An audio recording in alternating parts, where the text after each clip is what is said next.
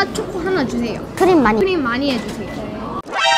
자녀의 앞날을 생각하여 미국을 떠나는 결정을 내렸습니다. 포틀랜드의 38세 건축 설계사가 던진 폭탄 선언에 미국 가족정책연구소가 발칵 뒤집혔습니다. 지난 50년 역사상 처음 보는 현상입니다. 고학력 중산층이 집단으로 미국을 탈출하고 있습니다. 충격적인 수치가 공개됐습니다. 2025년 기준 한국 거주 미국인 21만 3,847명. 5년 전보다 무려 417% 폭증. 더 놀라운 건 그들의 정체입니다. 연봉 10만 달러 이상의 전문직 종사자가 78%, 평균 자녀 수 2.3명의 젊은 부모들. 도대체 미국인들이 8,000km를 날아가 찾은 것은 무엇일까요? 지금부터 그 충격적인 실화가 시작됩니다. 가끔은 현실이 상상을 초월하는 순간들이 찾아옵니다. 미국의 권위 있는 로스쿨에 진학하여 촉망받는 미래가 보장되어 있던 제 늦둥이 여동생의 이야기를 들려드리려 합니다.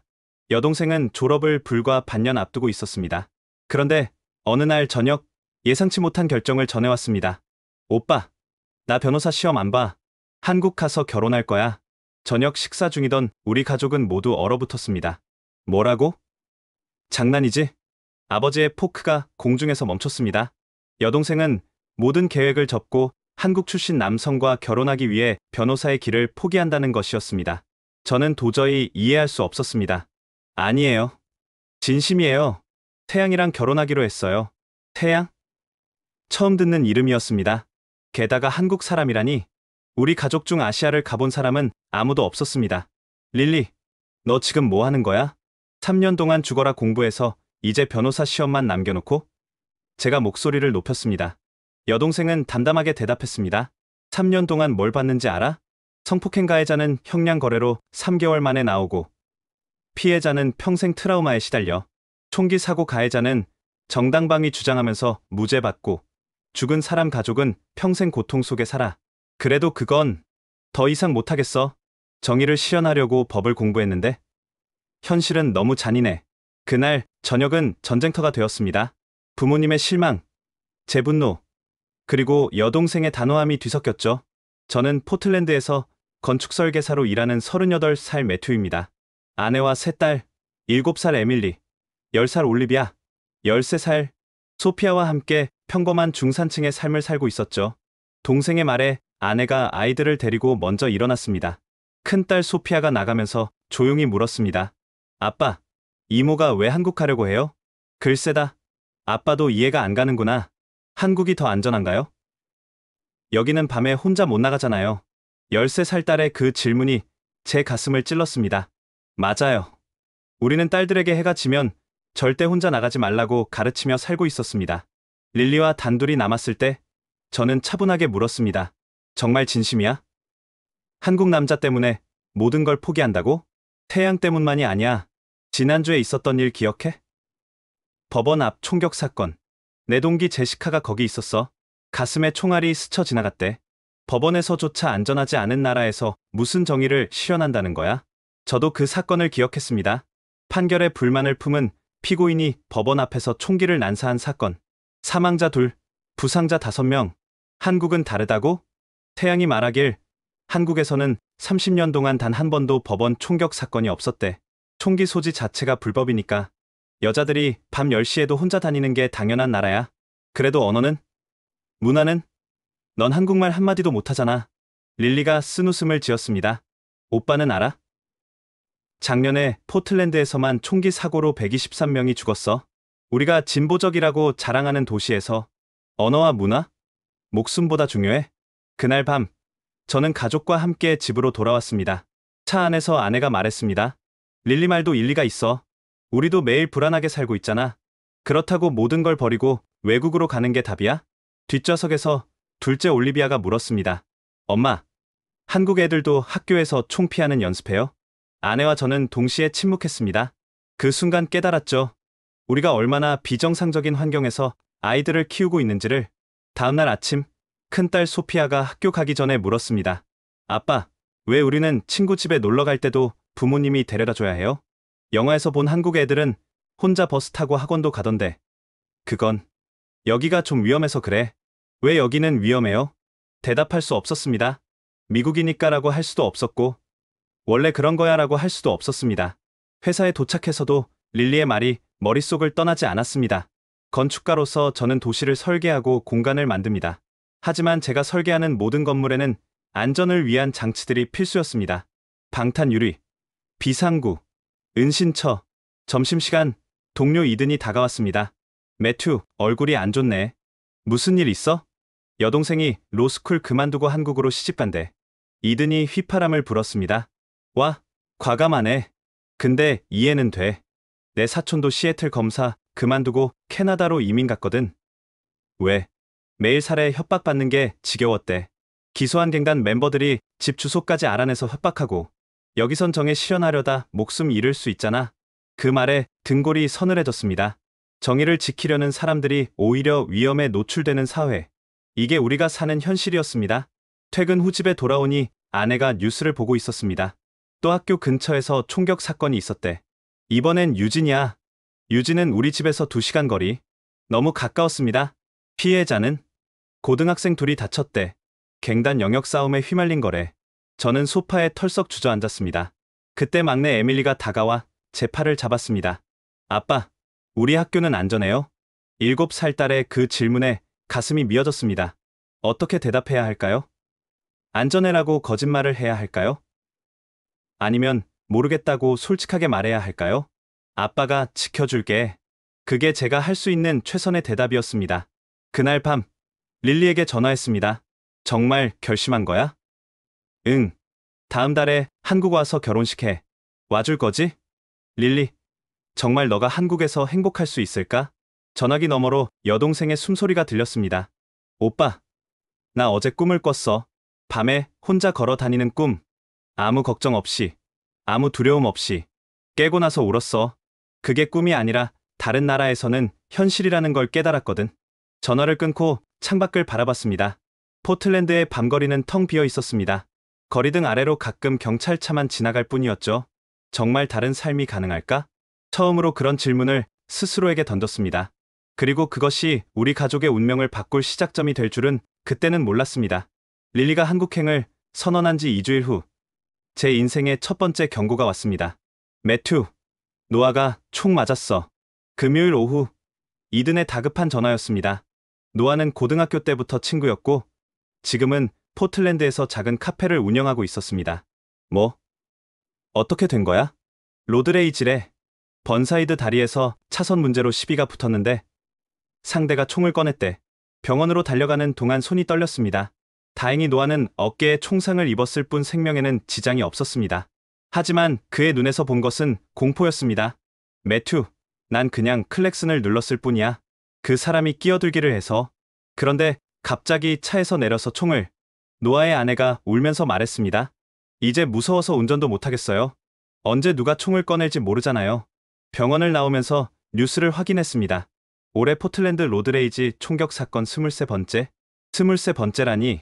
운전하다 화가 나서 총을 쏘는 게 한 해에 23번이나 일어나는 도시에서 우리가 살고 있었습니다. 집에 돌아오니 아내가 심각한 표정으로 기다리고 있었습니다. 소피아 학교에서 연락 왔어. 다음 주에 또 록다운 훈련한대. 또 이번 달만 3번째야. 애들이 너무 스트레스 받아 해. 큰딸 소피아가 방에서 나왔습니다. 평소와 달리 얼굴이 창백했습니다. 아빠, 우리 반 제나가 록다운 훈련 중에 공황 발작 일으켰어. 진짜 총소리인 줄 알았대.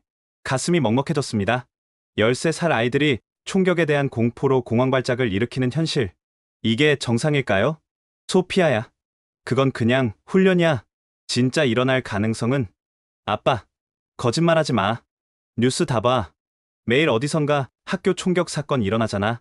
할 말이 없었습니다. 딸의 말이 맞았으니까요. 그날 밤 아내와 대화를 나눴습니다. 여보, 릴리 말이 자꾸 생각나. 정말 이렇게 사는 게 정상일까? 나도 요즘 그 생각 많이 해. 특히 아이들 학교 보낼 때마다. 오늘 노아, 일도 그렇고 운전하다가도 총 맞을 수 있는 세상이라니? 월요일, 뜻밖의 일이 생겼습니다. 회사에서 새로운 프로젝트를 맡게 된 것입니다. 매튜, 자네가 이 프로젝트를 리드해줬으면 해. 상사가 서류를 건넸습니다. 삼성물산 그린빌딩 프로젝트? 그래, 한국 회사야. 포틀랜드에 친환경 오피스 빌딩을 짓는데 우리가 설계를 맡게 됐어. 한국. 릴리가 가려는 그 나라의 회사와 일하게 된 것이 우연처럼 느껴졌습니다. 첫 화상회의는 충격이었습니다. 서울 시간으로 밤 10시였는데 한국팀은 아직도 사무실에서 일하고 있었습니다. 이렇게 늦은 시간까지 일하시네요. 제가 미안한 마음에 말했습니다. 프로젝트 매니저인 강현우 씨가 웃으며 대답했습니다. 괜찮아요. 서울은 밤에도 안전해서 퇴근이 늦어도 문제 없어요. 지하철도 자정까지 운행하고요. 밤에도 안전하다고요? 네. 제 아내도 밤 11시에 혼자 퇴근해요. 헬스장 다녀오는 길인데 전혀 걱정 안 해요. 화상회의가 끝난 후에도 그 말이 머릿속을 떠나지 않았습니다. 아내가 밤 11시에 혼자 헬스장을 다닌다고? 여기서는 상상도 할 수 없는 일이었습니다. 프로젝트를 진행하면서 한국팀과 교류가 늘어났습니다. 그들은 친절하고 전문적이었으며 무엇보다 여유가 있어 보였습니다. 어느 날 강현우 씨와 개인적인 대화를 나누게 되었습니다. 현우 씨, 한국은 정말 그렇게 안전한가요? 무슨 의미로 물으시는 거죠? 여기서는 총기 사고가 너무 흔해서요. 현우 씨가 놀란 표정을 지었습니다. 아, 미국 총기 문제. 한국에서는 민간인 총기 소지가 불법이에요. 경찰도 특별한 경우 아니면 총을 안 가지고 다녀요. 그럼 범죄는? 물론 범죄가 없는 건 아니죠. 하지만 총기 범죄는 거의 없어요. 작년 한 해 총기 사망자가 전국에서 5명이었어요. 그것도 대부분 수렵 사고였고요. 5명. 포틀랜드에서만 한 달에 그보다 많은 사람이 총에 죽는데 딸이 있다고 하셨죠? 몇 살이에요? 현우 씨가 물었습니다. 셋이요. 13살, 10살, 7살. 아, 저도 딸이 둘 있어요. 12살, 9살. 큰애는 혼자 지하철 타고 학원 다녀요. 혼자요? 밤에도? 밤 9시쯤 끝나는데 혼자 와요. 여기선 그게 당연해요. 아이들 혼자 다니는 거. 그날 밤 가족과 저녁을 먹으며 한국 팀과의 대화를 공유했습니다. 정말요? 애들이 밤에 혼자 다닌다고요? 소피아가 눈을 반짝였습니다. 그렇대. 지하철도 혼자 타고. 우와. 나도 그렇게 하고 싶어요. 친구 집에 놀러 갈 때마다 부모님이 데려다 주는 거 창피해요. 올리비아도 거들었습니다.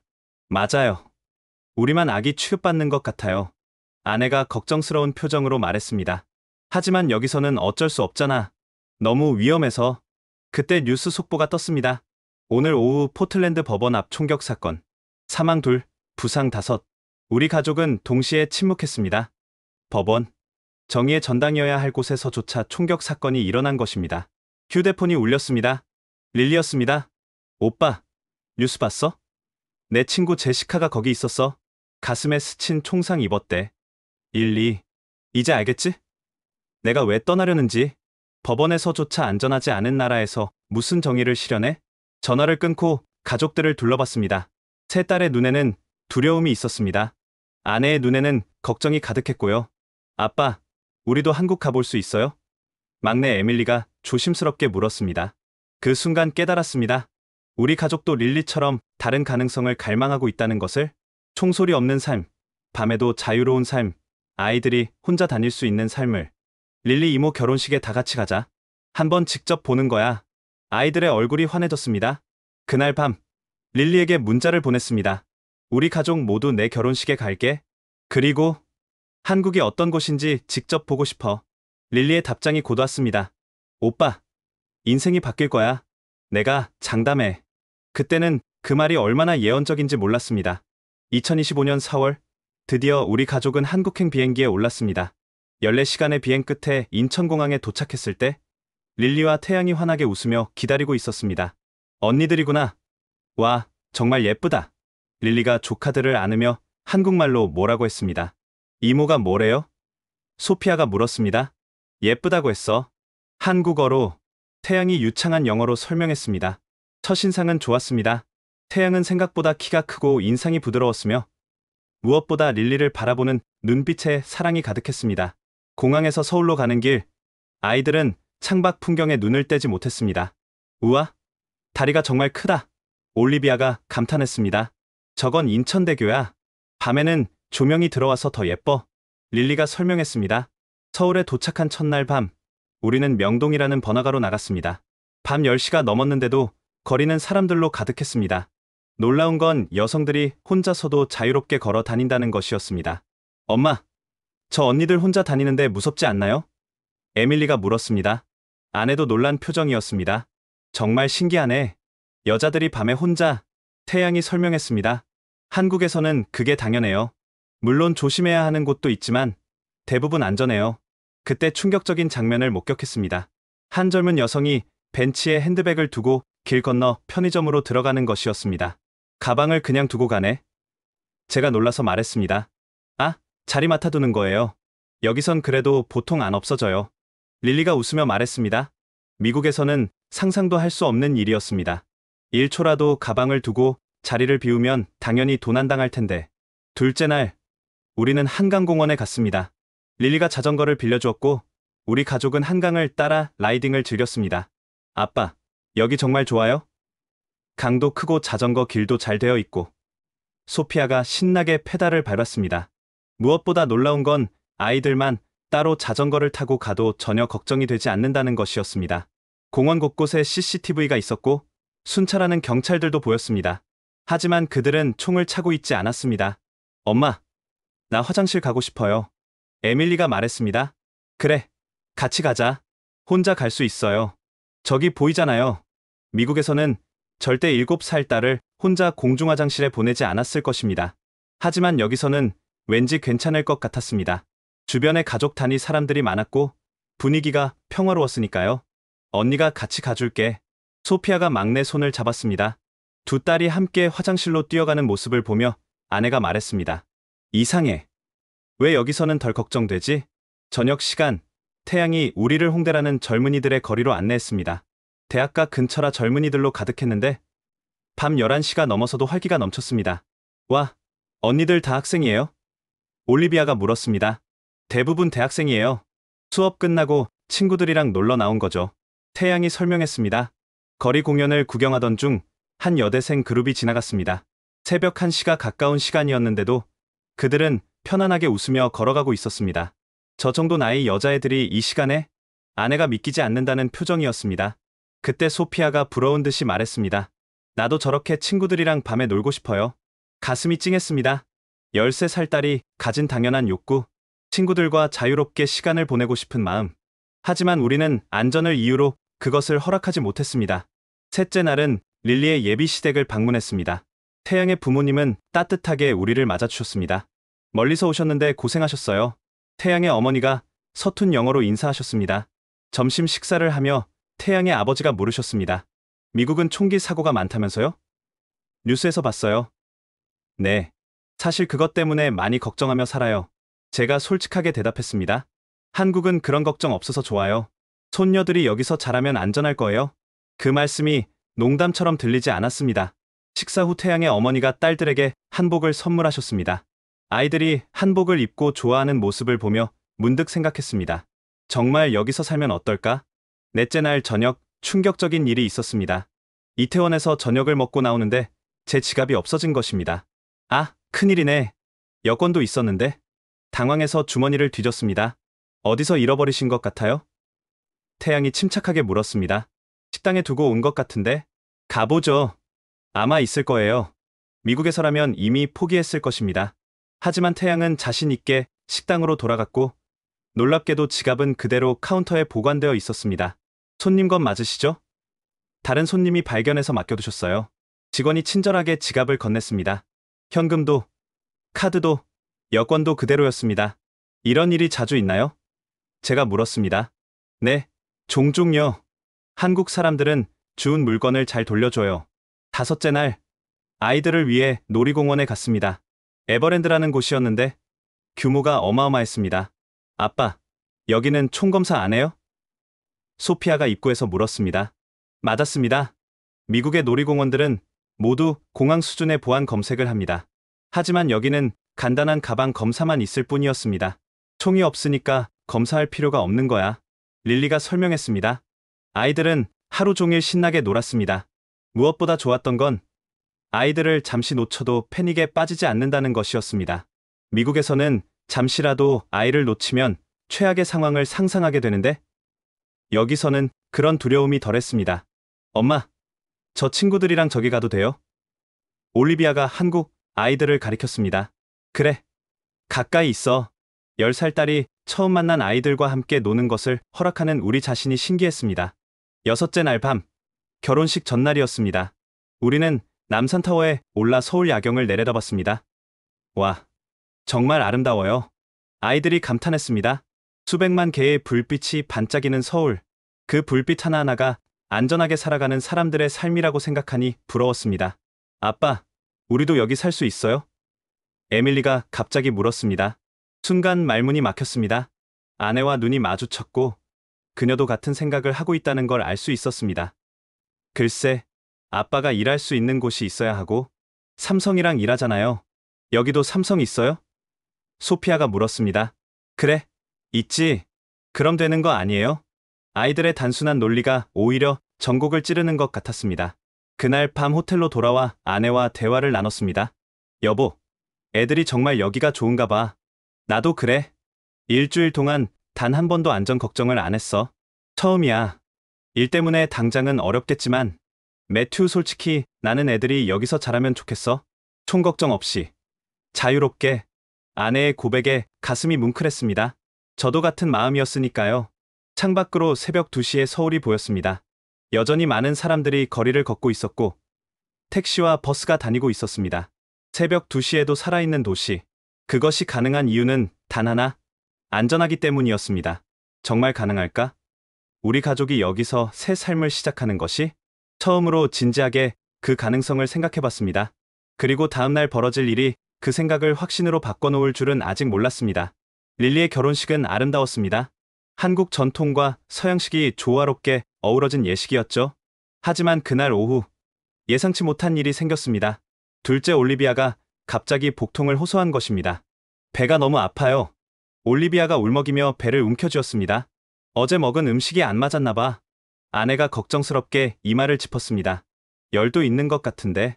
태양이 빠르게 대처했습니다. 근처에 좋은 병원이 있어요. 바로 가시죠. 미국에서라면 응급실 비용을 먼저 걱정했을 것입니다. 여행자 보험이 있긴 했지만 미국 병원의 터무니없는 비용은 늘 부담이었으니까요. 10분 만에 병원에 도착했습니다. 놀랍게도 응급실 대기 시간은 거의 없었습니다. 의사가 영어로 상황을 물었고 즉시 검사를 시작했습니다. 급성 위장염 같네요. 수액 맞고 약 처방해드리면 금방 좋아질 거예요. 1시간 반 만에 모든 치료가 끝났습니다. 올리비아도 한결 나아진 표정이었죠. 얼마예요? 제가 떨리는 마음으로 물었습니다. 32만 원이요. 미국 달러로 280달러 정도 됩니다. 순간 귀를 의심했습니다. 280달러요? 응급실 치료비가? 네. 외국인이라 보험 적용이 안 돼서 좀 비싼 편이에요. 비싸다고요? 미국에서는 응급실에 한 번 가면 최소 2,000달러는 나옵니다. 검사라도 하면 5,000달러를 훌쩍 넘기죠. 이게 전체 비용인가요? 의사 진료비, 검사비, 약값 다 포함해서? 네, 전부 포함입니다. 믿기지 않았습니다. 미국의 10분의 1도 안 되는 가격에 신속하고 친절한 치료를 받은 것입니다. 병원을 나오며 건물을 유심히 봤습니다. 건축가의 눈으로 본 한국 병원은 흥미로웠습니다. 개방적인 구조, 자연광이 들어오는 넓은 창문, 그리고 곳곳에 배치된 휴게 공간. 한국 병원은 설계가 참 인간적이네요. 제가 감탄했습니다. 태양이 설명했습니다. 최근 지어진 병원들은 치유 환경을 중시해요. 환자들이 편안함을 느낄 수 있도록 설계하죠. 다음날, 저는 건축가로서의 호기심을 참을 수 없었습니다. 릴리의 양해를 구하고 서울 시내를 돌아다니며 도시 설계를 관찰했습니다. 형부, 혹시 CPTED라고 들어봤어요? 태양이 함께 걸으며 물었습니다. 범죄 예방 환경 설계요? 물론이죠. 미국에서도 적용하려고 노력하는데 한국은 이미 대부분의 신도시에 적용하고 있어요. 제가 보여드릴게요. 태양은 저를 판교라는 신도시로 안내했습니다. 거기서 본 것은 충격적이었습니다. 거리 설계부터 달랐습니다. 막다른 골목이 거의 없고 모든 길이 연결되어 있었습니다. 가로등 간격이 촘촘해서 어두운 곳이 없었고 CCTV가 사각지대 없이 배치되어 있었습니다. 여기 봐요. 공원 산책로도 항상 2개 이상의 출입구가 보이도록 설계되어 있어요.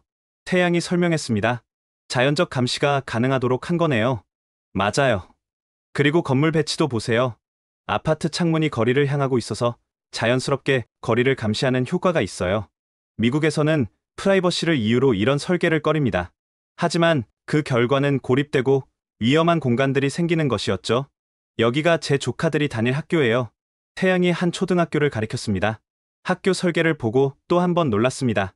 높은 담장 대신 투명한 펜스가 있었고 학교 내부가 밖에서도 보였습니다. 정문에는 경비원이 있었지만 금속 탐지기나 무장 경비는 없었습니다. 총기 대피 시설은 어디 있어요? 제가 무의식적으로 물었습니다. 태양이 의아한 표정을 지었습니다. 총기 대피 시설이요? 그런 건 없어요. 필요가 없으니까요.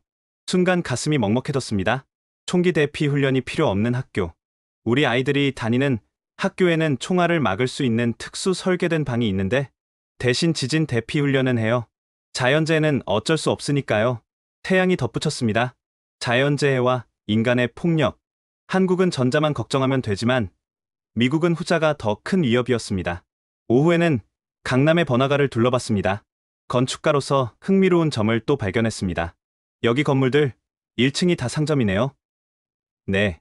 한국은 1층 상가, 위층 주거나 사무실인 경우가 많아요. 거리에 항상 사람이 있도록 하는 효과가 있죠. 제인 제이콥스가 말한 거리에 눈이 자연스럽게 구현된 것이었습니다. 항상 누군가 있는 거리는 그 자체로 안전장치가 됩니다. 미국은 왜 이렇게 못하는 거죠?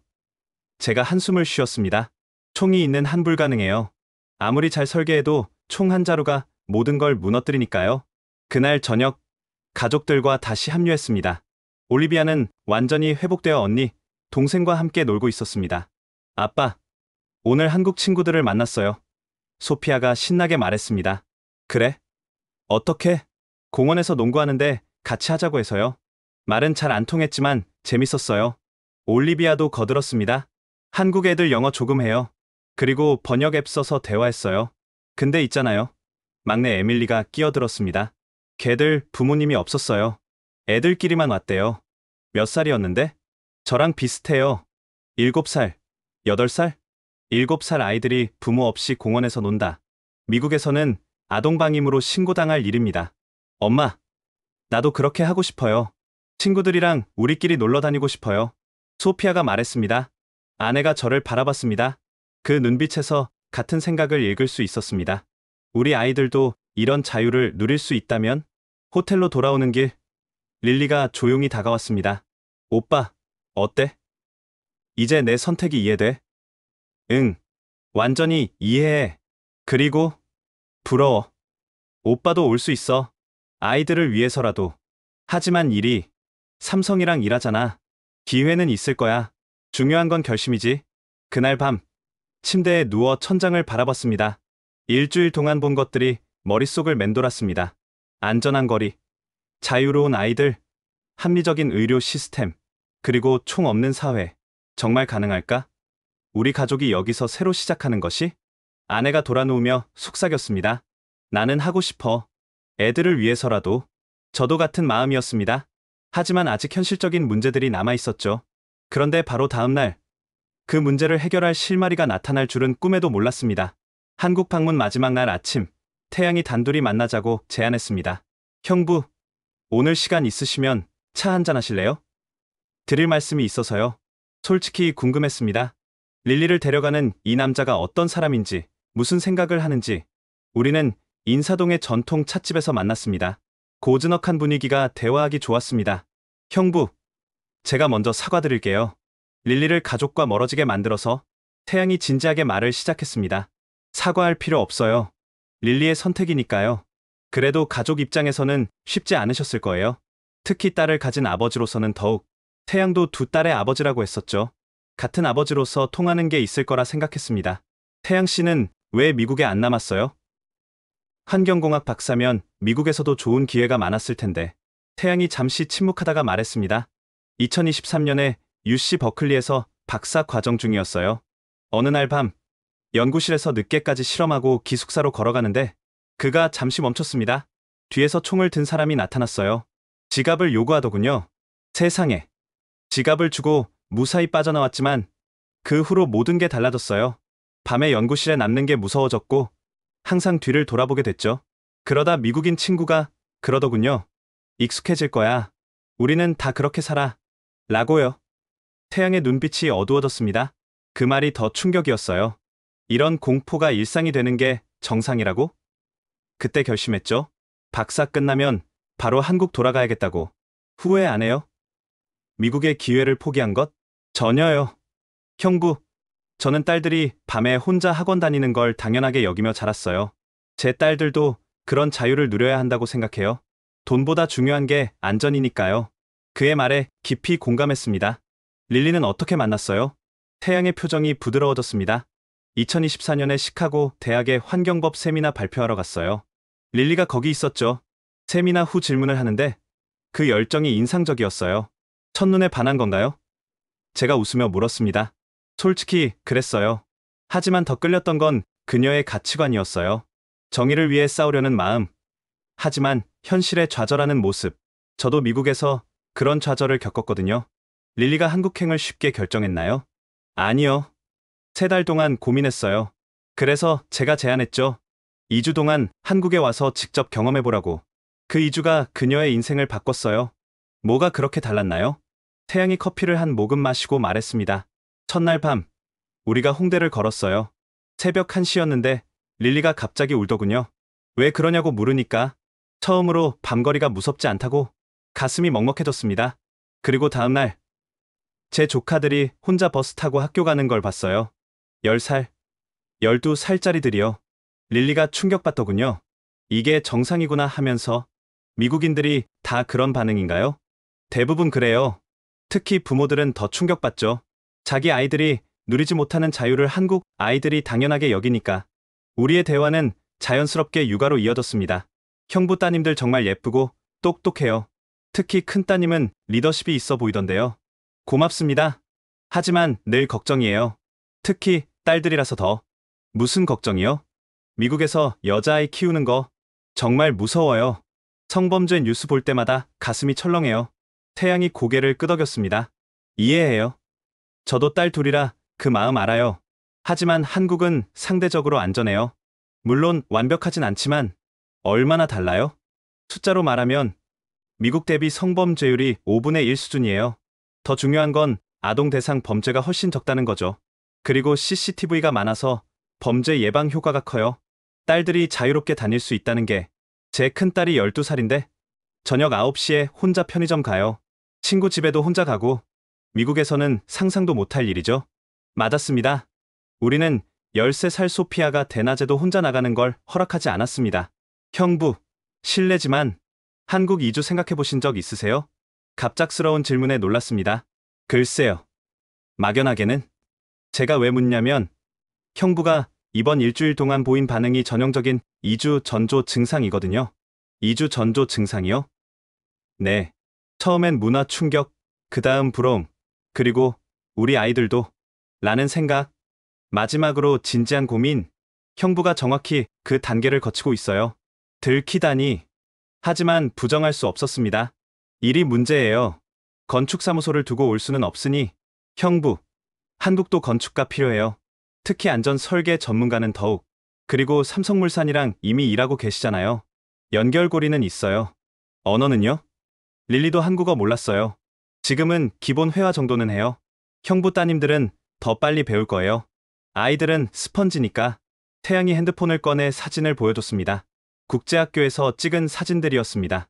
서울에 좋은 국제학교들이 많아요. 처음엔 거기서 시작하고 점차 한국 학교로 옮겨도 되고. 중요한 건 아이들이 안전하게 교육받을 수 있다는 거예요. 학비는 미국 사립학교보다 저렴해요.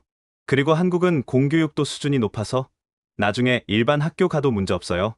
대화가 깊어질수록 현실적인 가능성이 보이기 시작했습니다. 형부, 마지막으로 하나만 더 말씀드릴게요. 저도 딸 가진 아버지로서. 태양의 눈빛이 진지해졌습니다. 딸들에게 줄 수 있는 최고의 선물은 안전한 환경이에요. 돈도, 교육도 중요하지만 두려움 없이 자랄 수 있는 환경보다 중요한 건 없어요. 그 말이 가슴 깊이 박혔습니다. 미국에서 제일 두려웠던 게 뭔지 아세요? 태양이 물었습니다. 뭐예요? 딸이 생기면 어떻게 키울까 하는 거였어요. 총기 폭력, 마약, 성범죄, 그 모든 위험 속에서 어떻게 지킬 수 있을까? 그래서 한국 왔어요. 제 딸들은 그런 공포 없이 자라야 하니까. 후회 없어요? 단 한 번도요. 어제 형부 따님들이 한국 아이들과 놀 때 봤어요. 처음 보는 아이들과도 스스럼 없이 어울리고 부모 걱정 없이 뛰어노는 모습. 그게 정상이에요. 미국에서는 불가능한 정상. 찻잔을 내려놓으며 태양이 마지막으로 말했습니다. 형부, 기회는 만드는 거예요. 릴리도 모든 걸 포기하고 왔지만 지금은 더 행복해요. 한국 로펌에서 국제 변호사로 일할 예정이거든요. 미국 변호사 자격이 오히려 메리트가 됐죠. 정말요? 네. 한국도 글로벌화되면서 미국법 아는 변호사 수요가 커요. 형부도 마찬가지예요. 미국식 안전 설계 노하우를 가진 건축가는 한국에서도 필요해요. 대화를 마치고 일어서며 태양이 명함을 건넸습니다. 혹시 진지하게 고민하시게 되면 연락주세요. 제가 아는 분들 소개해드릴게요. 건축 쪽도, 학교 쪽도, 호텔로 돌아가는 길, 머릿속이 복잡했습니다. 막연한 꿈이 아니라 현실적인 가능성으로 다가온 한국 이주. 방에 들어가니 아이들이 짐을 싸며 시무룩한 표정이었습니다. 벌써 가야 해요? 에밀리가 입을 삐죽였습니다. 아빠, 다음에 또 올 수 있어요? 올리비아가 물었습니다. 그럼 또 오자. 진짜요? 약속해요. 소피아가 새끼손가락을 내밀었습니다. 새끼손가락을 걸며 생각했습니다. 다음에는 잠시 오는 게 아니라 아예 살러 올지도. 저녁에 공항으로 가는 차 안에서 릴리가 말했습니다. 오빠, 이번에 와줘서 정말 고마워. 부모님은 안 오셨지만 오빠 가족이 와줘서 힘이 됐어. 우리도 좋았어. 특히 아이들이 정말 좋아했고. 오빠, 언제든 놀러와. 그리고 진지하게 이주 생각하면 말해. 도울게. 공항에서 작별 인사를 나누며 태양이 조용히 다가왔습니다. 형부, 오늘 대화 감사했어요. 그리고 기억하세요. 딸들의 안전보다 중요한 건 없어요. 비행기에 오르며 뒤돌아봤습니다. 인천공항의 화려한 불빛과 그 너머로 보이는 서울의 야경. 일주일 전만 해도 낯설기만 했던 이 도시가 이제는 가능성의 땅으로 보였습니다. 정말 올 수 있을까? 우리 가족이 여기서 새 삶을 시작할 수 있을까? 하지만 그 질문에 대한 답은 예상보다 빨리, 그리고 너무나 비극적인 방식으로 오게 될 줄은 몰랐습니다. 한국에서 돌아온 지 한 달이 지났습니다. 일상으로 돌아왔지만 모든 것이 달라 보였습니다. 아이들은 한국에서 찍은 사진을 매일 보며 그리워했고, 저와 아내는 은밀히 이주 가능성을 타진하고 있었죠. 그러던 2025년 5월 어느 금요일 저녁, 운명의 전화가 왔습니다. 매튜, 지금 뉴스 봐. 빨리. 이든의 다급한 목소리였습니다. TV를 켰습니다. 속보 자막이 충격적이었습니다. 속보 포틀랜드 로이드 센터 쇼핑몰 총격 사건. 현재까지 사망 7명, 부상 15명, 심장이 멈추는 것 같았습니다. 로이드 센터는 우리 집에서 15분 거리, 아이들과 자주 가던 곳이었습니다. 노아가 거기 있었어. 이든의 울먹이는 목소리가 들렸습니다. 뭐? 노아가 왜 거기? 카페 물품 사러 갔대. 연락이 안 돼. 전화를 끊고 뉴스에 집중했습니다. 화면에는 혼란스러운 현장이 계속 나왔습니다. 경찰차, 구급차, 울부짖는 사람들. 아내가 아이들을 데리고 거실로 나왔습니다. 여보, 무슨 일이야? 애들 방으로 데려가. 쇼핑몰에 사고가 있었어. 하지만 이미 늦었습니다. 소피아가 TV 화면을 보고 있었습니다. 아빠, 저기 로이드 센터잖아요. 우리 지난주에 갔던. 그때 휴대폰이 또 울렸습니다. 모르는 번호였습니다. 여보세요? 매튜 씨인가요? 포틀랜드 종합병원입니다. 노아 제임슨 씨가 응급실에 계신데 보호자 연락처에. 가슴이 철렁 내려앉았습니다. 노아가 살아있나요? 네. 하지만 상태가 위중합니다. 가능한 빨리 와주세요. 전화를 끊자마자 밖으로 뛰어나갔습니다. 아내가 따라 나왔습니다. 노아가 총에 맞았어. 병원에 가봐야 해. 세상에. 애들은 내가 볼게. 조심해서 다녀와.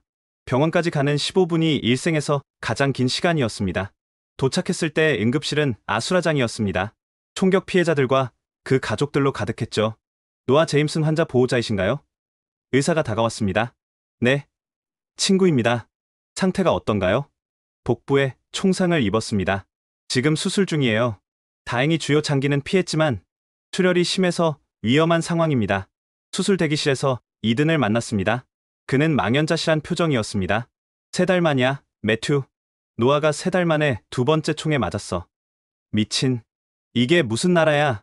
TV에서는 계속 속보가 나왔습니다. 범인은 20대 백인 남성. 반자동 소총으로 무차별 총격. 이유는 아직 모른다고 했습니다.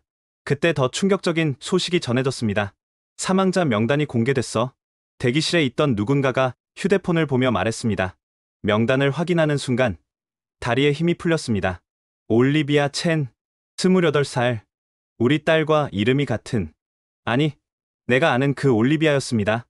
고등학교 때부터 친구였던 작년에 결혼한 올리비아. 안 돼. 올리가. 이든도 명단을 보고 충격에 빠졌습니다. 올리가 왜 거기? 아, 맞다. 결혼 1주년 선물 사러 간다고 했었지. 결혼 1주년 선물을 사러 갔다가 목숨을 잃은 28살 세댁. 이게 현실인가요? 3시간 후 노아의 수술이 끝났습니다. 다행히 생명은 건졌지만 회복까지는 오랜 시간이 걸릴 거라고 했습니다. 병원을 나올 때는 새벽 2시였습니다. 주차장까지 걸어가는데도 두려웠습니다. 혹시 또 누군가 총을 들고 나타나지 않을까? 집에 도착하니 아내가 거실에서 기다리고 있었습니다. 노아는 살았어. 하지만 올리가. 아내의 얼굴이 하얗게 변했습니다. 우리 올리? 첸 올리? 고개를 끄덕이자 아내가 흐느끼기 시작했습니다. 올리는 아내와도 친했습니다. 작년 결혼식에 우리 가족이 다 참석했었죠. 남편한테는 연락했어? 아직. 어떻게 말해야 할지. 그때 계단에서 발소리가 들렸습니다. 소피아였습니다. 엄마, 아빠. 무슨 일이에요? 소피아야. 왜 안 자고?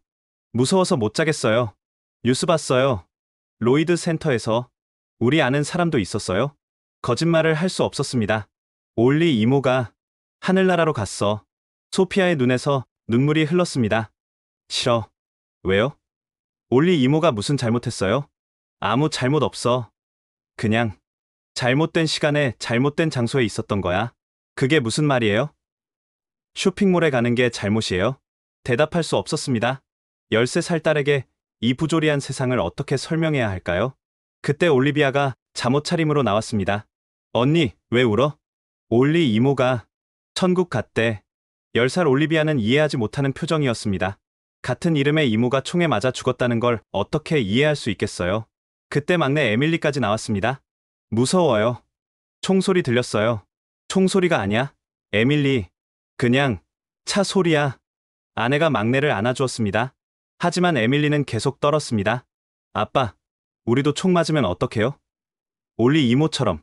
그 순간 무언가 제 안에서 부서졌습니다. 7살 딸이 총에 맞을까봐 두려워하는 현실. 이게 우리가 아이들에게 물려주는 세상인가요? 안 돼. 아빠가 지켜줄게. 하지만 그 말이 얼마나 공허한지 저도 알았습니다. 노아도 2번이나 총에 맞았고 올리는 죽었습니다. 제가 어떻게 지켜준다는 걸까요? 아이들을 재우고 아내와 부엌에 앉았습니다. 더는 못하겠어. 아내가 고개를 떨구며 말했습니다. 매일 아이들 학교 보낼 때마다 불안하고 장 보러 갈 때도 무섭고 이제 쇼핑몰도 안전하지 않아. 나도 알아. 매튜, 진지하게 얘기해보자. 한국 이주. 아내의 눈빛이 단호했습니다.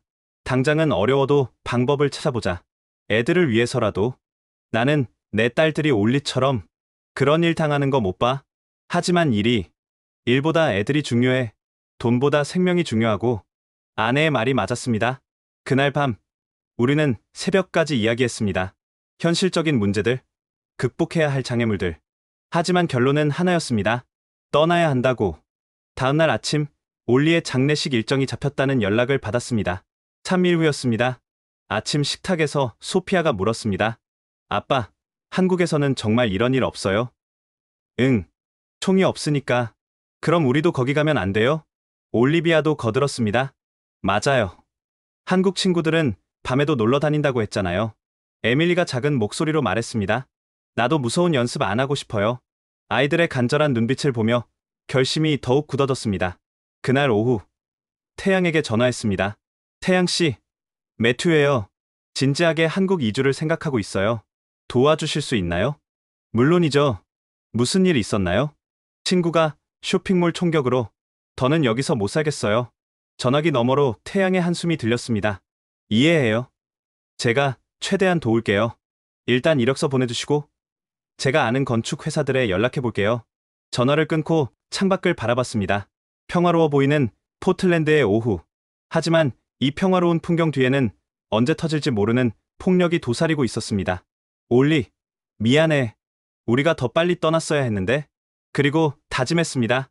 내 딸들은 절대 그런 비극을 겪지 않게 하겠다고. 어떤 대가를 치르더라도. 올리의 장례식은 비 오는 화요일에 열렸습니다. 교회는 젊은 친구들과 가족들로 가득했고 곳곳에서 흐느끼는 소리가 들렸습니다. 올리비아는 사랑이 가득한 사람이었습니다. 결혼 1주년 선물로 남편에게 줄 시계를 사러 갔다가 목사님의 목소리가 떨렸습니다. 올리의 남편 제이크는 넋이 나간 표정이었습니다. 불과 1년 전 우리가 축복해줬던 그 결혼식이 떠올랐습니다. 그때 올리가 얼마나 행복해했는지. 장례식이 끝나고 제이크에게 다가갔습니다. 제이크, 정말 마음이 아파요. 매튜, 아직도 믿기지 않아요. 아침에 시계 사러 갈게 하고 나간 게 마지막이었어요. 필요한 거 있으면 언제든 연락해요. 고마워요. 근데 매튜, 나도 이사 갈 거예요. 여기서는 더 이상. 또 한 명이 떠나는구나. 폭력이 사람들을 흩어놓고 있었습니다. 집으로 돌아오니 아내가 노트북 앞에 앉아 있었습니다. 뭐 하고 있어? 한국 국제학교들 알아보고 있어. 서울에만 10곳이 넘더라. 벌써? 매튜, 우리 정말 가자. 오늘 장례식 보면서 더 확실해졌어. 다음 차례가 우리 가족일 수도 있어. 그날부터 우리는 본격적으로 이주 준비를 시작했습니다. 먼저 해야 할 일은 회사와의 협의였습니다. 다음날 상사에게 면담을 요청했습니다. 매튜, 무슨 일이야? 안색이 안 좋네. 사실 가족과 함께 한국으로 이주를 생각하고 있습니다. 상사의 눈이 커졌습니다. 한국? 갑자기 왜? 올리 이야기를 하자 상사도 고개를 끄덕였습니다. 이해해. 나도 딸이 있으니까. 요즘 정말 무서운 세상이야. 죄송합니다. 회사에 폐를 끼치게 돼서. 잠깐, 누가 그만둔다고 했나? 매튜, 우리 삼성물산 프로젝트 기억하지? 그쪽에서 계속 현지 파트너 구하고 있어. 네. 서울지사 설립 계획이 있다고 했잖아. 자네가 가서 기반을 닦아주면 어떨까? 원격 근무 형태로. 예상치 못한 제안이었습니다. 정말 가능한가요? 본사와 협의는 필요하지만 충분히 가능해. 자네 실력이면 한국에서도 환영받을 거야. 희망이 보이기 시작했습니다. 그 주 내내 정신없이 움직였습니다. 태양이 소개해준 한국 건축 회사들과 화상 면접을 하고 아이들 학교 서류를 준비하고 비자 관련 절차를 알아봤습니다. 주말에는 가족회의를 열었습니다. 얘들아, 아빠 엄마가 중요한 얘기가 있어. 세 딸이 긴장한 표정으로 앉았습니다. 우리 한국으로 이사 가기로 했어. 진짜요? 소피아의 눈이 반짝였습니다. 진짜야. 아빠 회사에서도 허락했고 너희들 다닐 학교도 알아보고 있어. 올리비아가 물었습니다. 언제 가요? 아마 2-3달 후. 준비할 게 많아서. 야호, 드디어 안전한 곳으로 가는구나. 에밀리가 팔을 들어 올렸습니다. 7살 아이 입에서 안전한 곳이라는 말이 나온 게 씁쓸했습니다. 하지만 친구들과 헤어져야 해. 괜찮겠어? 아내가 조심스럽게 물었습니다. 소피아가 진지하게 대답했습니다. 친구들도 다 이사 가고 있어요. 엠마는 캐나다로, 제시카는 텍사스로. 어차피 다 흩어져요. 맞았습니다. 폭력을 피해 뿔뿔이 흩어지는 사람들. 이게 우리의 현실이었습니다. 이주 준비가 진행되면서 주변에 소식이 퍼졌습니다. 반응은 다양했습니다. 정말 용감한 결정이야. 어떤 이들은 부러워했습니다. 애들 교육은 어떡하고? 언어는? 걱정하는 사람들도 있었죠. 하지만 가장 많은 반응은 이거였습니다. 나도 갈 수 있으면 가고 싶어. 회사 프로젝트를 정리하면서 이든과 자주 만났습니다. 노아는 퇴원했지만 여전히 회복 중이었습니다. 너도 정말 가는구나. 이든이 맥주를 마시며 말했습니다. 응, 미안해. 혼자 두고 가게 돼서. 미안하긴. 난 오히려 부러워. 나도 식구가 있으면 당장 떠났을 거야. 너도 올 수 있어. 이든이 쓴웃음을 지었습니다. 글쎄, 아직은 여기 할 일이 있어서. 하지만 언젠가는 나도. 송별회가 열렸습니다. 회사 동료들, 친구들, 이웃들이 모였습니다. 분위기는 축하 반 아쉬움 반이었습니다. 매튜 가족의 새로운 시작을 축하합니다. 상사가 건배를 제안했습니다. 하지만 우리의 좋은 이웃을 잃게 되어 아쉽기도 합니다. 노아가 휠체어에 앉은 채 다가왔습니다. 매튜, 잘 가. 그리고 제대로 사는 거 보여줘. 우리 대신. 노아, 농담이야. 진심으로 축하해. 내 딸들은 이제 자유롭게 살 수 있겠네. 집을 정리하는 것도 큰 일이었습니다. 15년 동안 살았던 집. 아이들이 태어나고 자란 곳. 엄마, 내 방 사진 찍어도 돼요? 소피아가 물었습니다. 그럼 추억으로 남겨두자. 하나씩 짐을 싸면서 추억들이 스쳐 지나갔습니다.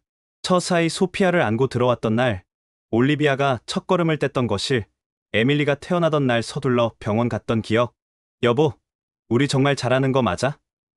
아내가 갑자기 불안해했습니다. 맞아. 여기 있으면 계속 불안하게 살 거야. 애들은 더 나은 환경에서 자랄 자격이 있어.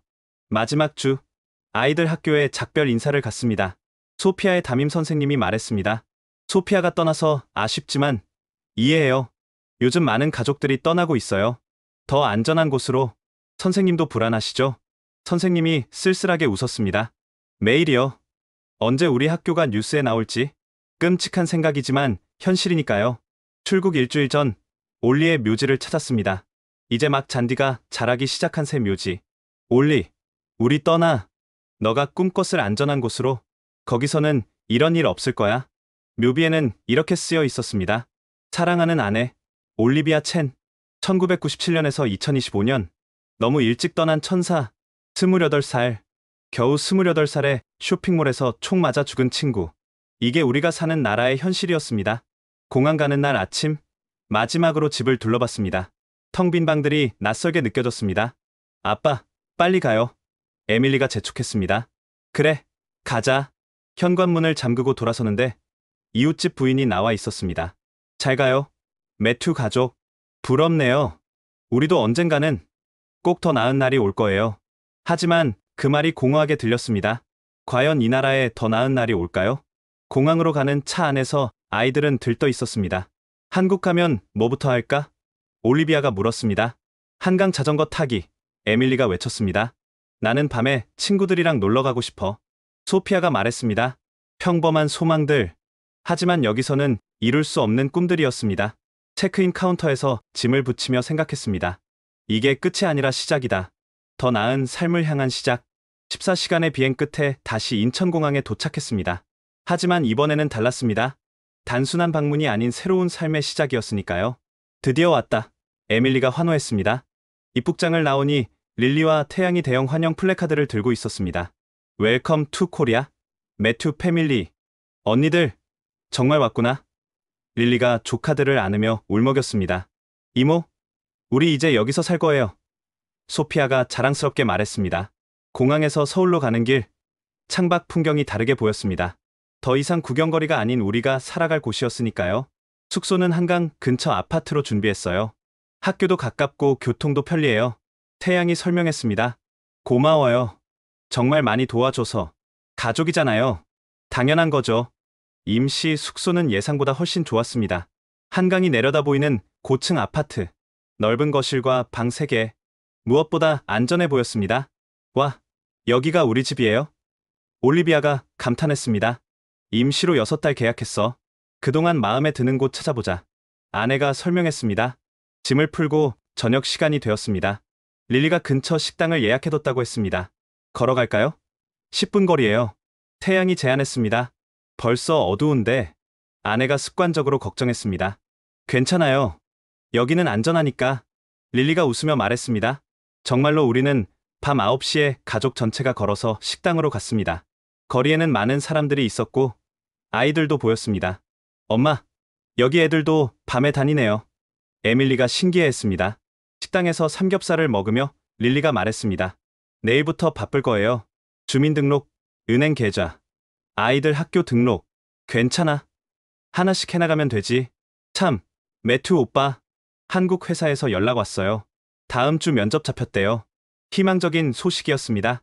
새로운 시작이 순조롭게 진행되고 있었죠. 식사 후 집으로 돌아오는 길, 소피아가 제 손을 잡았습니다. 아빠, 이제 정말 안전한 거 맞아요? 응. 여기서는 총 걱정 안 해도 돼. 그럼 이제 무서운 연습도 안 해도 되고? 그래. 그런 거 없어. 소피아가 환하게 웃었습니다. 그 미소를 보니 모든 게 가치 있게 느껴졌습니다. 다음 날부터 정신없는 일정이 시작됐습니다. 외국인 등록증 만들기, 은행 계좌 개설, 휴대폰 개통. 릴리와 태양이 하나하나 도와줬습니다. 가장 중요한 건 아이들 학교였습니다. 서울국제학교를 방문했을 때 완전히 다른 세계를 보았습니다. 안녕하세요. 전학 오신 거죠? 입학 담당자가 밝게 맞아줬습니다. 학교 투어를 하며 놀란 점이 많았습니다. 금속 탐지기도, 무장 경비도 없었습니다.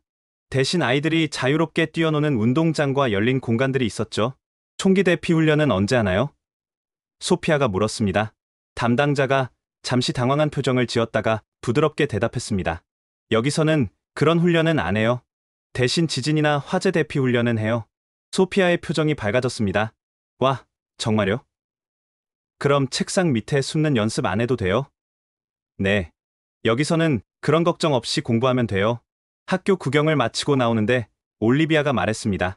엄마, 여기 학교 너무 좋아요. 친구들 빨리 사귀고 싶어요. 일주일 후, 아이들이 첫 등교를 했습니다. 교복을 입은 모습이 어색하면서도 귀여웠습니다. 아빠, 나 혼자 버스 타고 가도 돼요? 소피아가 물었습니다. 응. 처음이니까 같이 가자. 에이, 아빠, 여기는 안전하다면서요? 맞는 말이었습니다. 하지만 습관은 쉽게 바뀌지 않았죠. 한 달이 지나자 변화가 나타나기 시작했습니다. 먼저 아이들이 달라졌습니다. 더 밝아지고 자신감이 생겼죠. 소피아는 한국 친구들과 어울리며 한국어를 배우기 시작했고, 올리비아는 태권도 학원에 다니기 시작했습니다. 엄마, 나 오늘 혼자 학원 갔다 왔어요. 올리비아가 자랑스럽게 말했습니다. 정말? 무섭지 않았어? 전혀요. 다른 애들도 다 혼자 다니는데 뭐.